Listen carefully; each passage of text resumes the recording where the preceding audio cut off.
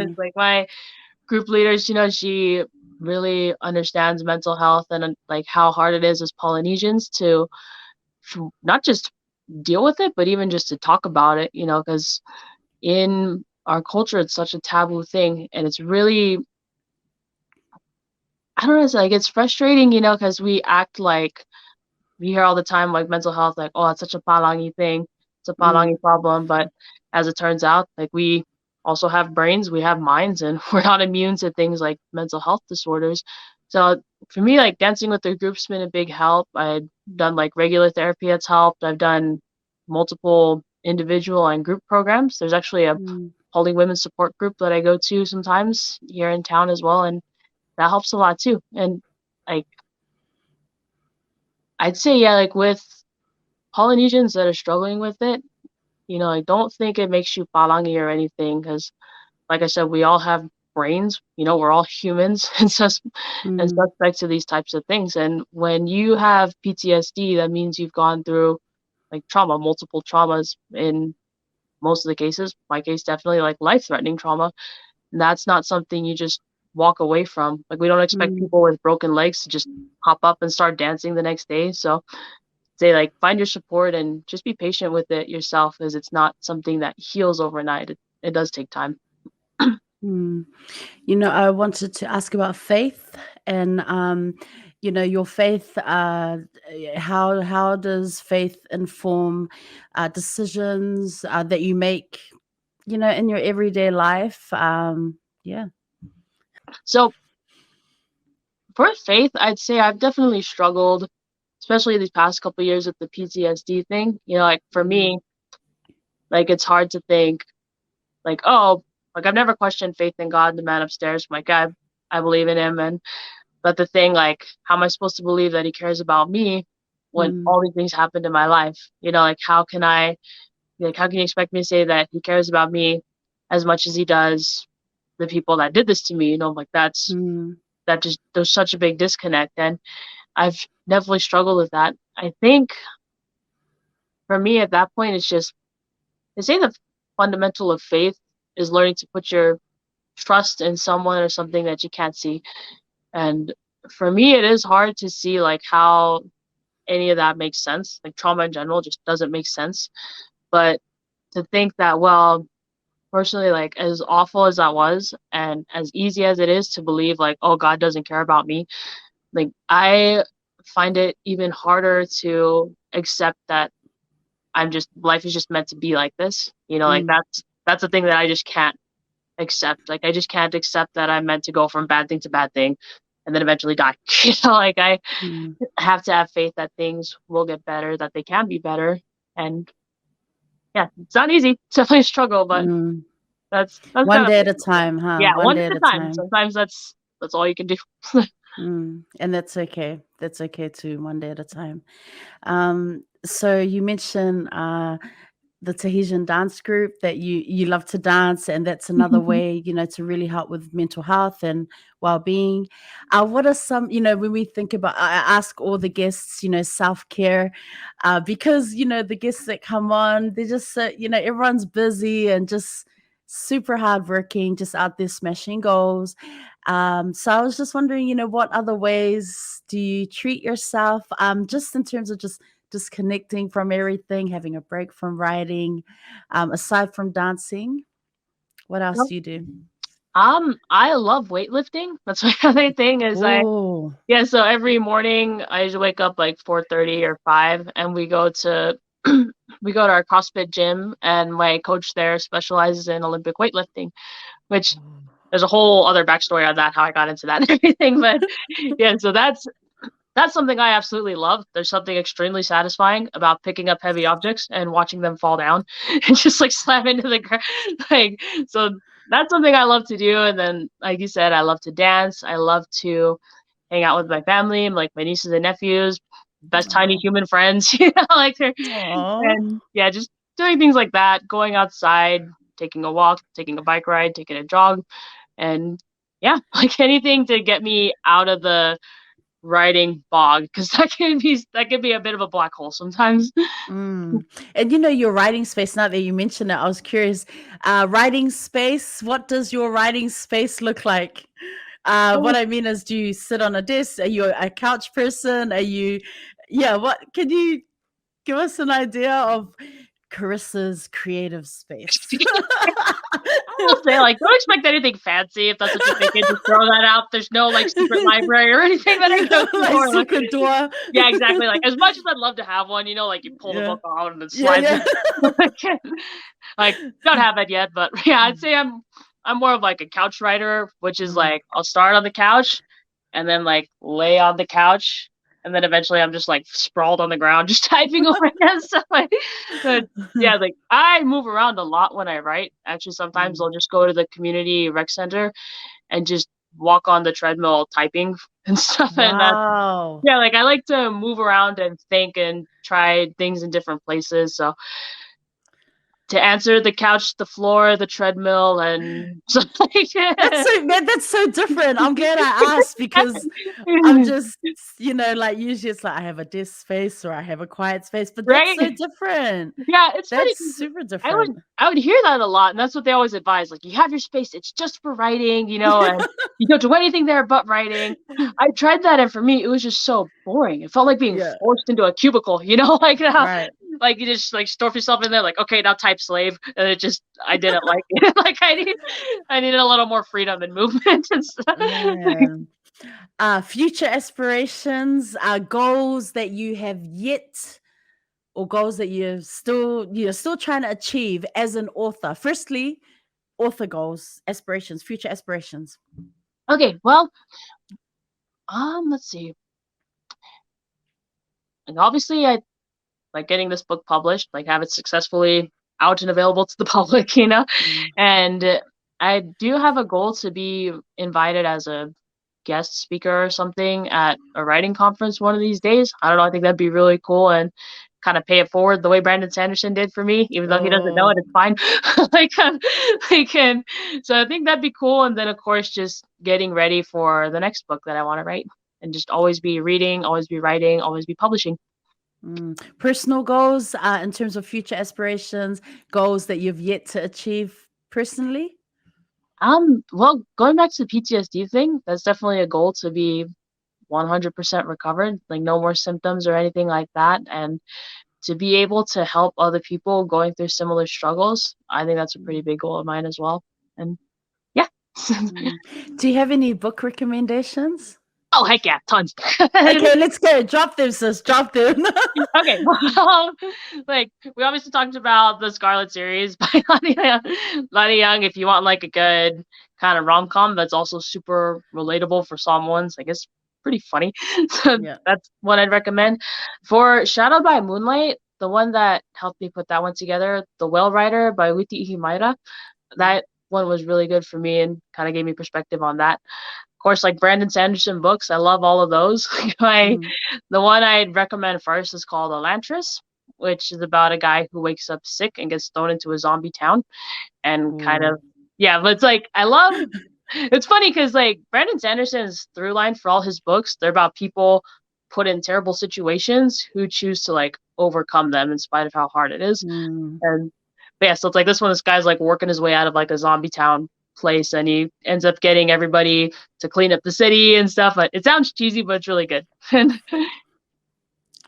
Okay, I'm curious. I think I need to look up his books after this. You had me there. You had me. I was just like, oh, okay. So yeah, like I'll text you ones of his that make the best audiobooks, because some of them, like the way the guy reads it, it's like kills the story. But there's some that are pretty good. Check your. Okay. Got it. Now, back to Shadowed by Moonlight. Pre-orders are now open for your new book.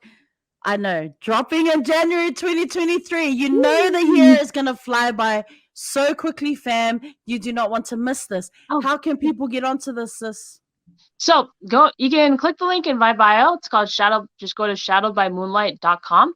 We actually have a coupon code for listeners to this podcast. So when you go to checkout, type in ReadswithRosa for the coupon code, and it'll knock off 10%. There you go, fam. Don't be that guy who just checks out the website and then gets off. Get in there, click, pre-order. I tell you, you will not be disappointed. I'm for real. You know, I don't like, when it comes to promoting the stuff, like for real, fam. Listeners, watchers, please get out there, support Carissa and just the amazing work that she is doing as a writer, author. Woohoo! There was something real quick I wanted to ask. So, it's on your website. It says 10% off every purchase will be donated to Jay's Legacy Foundation. Can you just mention a little bit about what Jay's Legacy Foundation is? Yeah, of course. So they're a nonprofit committed to helping athletes, artists, or community members just reach their dreams. They actually helped to sponsor me, which is how I was able to be successful on the Kickstarter and get to where I'm at. They started this foundation after their son Jay died in a car crash, and since now everything in the organization is done in memory of their son. Everything they do is to help people achieve their dreams, like myself or anyone else like that. So I'm 100% behind them, and for every order, like you said, 10% will go back to the foundation so that they can help other people with their dreams as well. So, fam, again, please support, Jay's Legacy Foundation. Please get onto the website. I'm going to be posting ways that different platforms that you can connect with Carissa online, follow her work, support her, get onto supporting our Pasifika, Samoan authors. There are not a lot of us out there. Okay, sorry, I take it back. There are many of us out there. We just want to give our people their flowers, writers who are telling our stories, stories by our people, for our people. So let's just get out there and support our amazing writers, fam. One last question before I ask you to wrap this up, Carissa. Kickstarter. You went through this whole big massive campaign. I mean, how crazy is it that you reached your goal? Like, you must have been like, whoa, this is mind blowing. Oh yeah, of course, like I spent months planning the Kickstarter, I tried to budget, tried to do all the marketing things to make it a success. But of course, like in the back of my mind, I'm like, okay, if it doesn't work, I'll do this. Like I had plan B, C, and D lined up.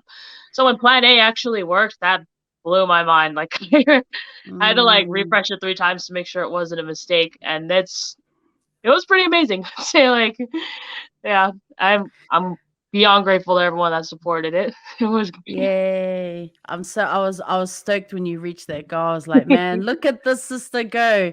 Like I said, love to see it.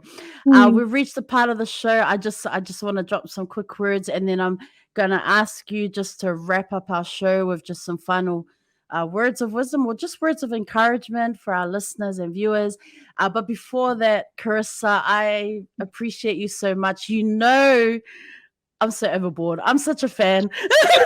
I'm a fan, sis. I am a fan, and I am so happy that I was able to connect with you online, and just to see growth, see what this amazing writing that you're putting out there to the world.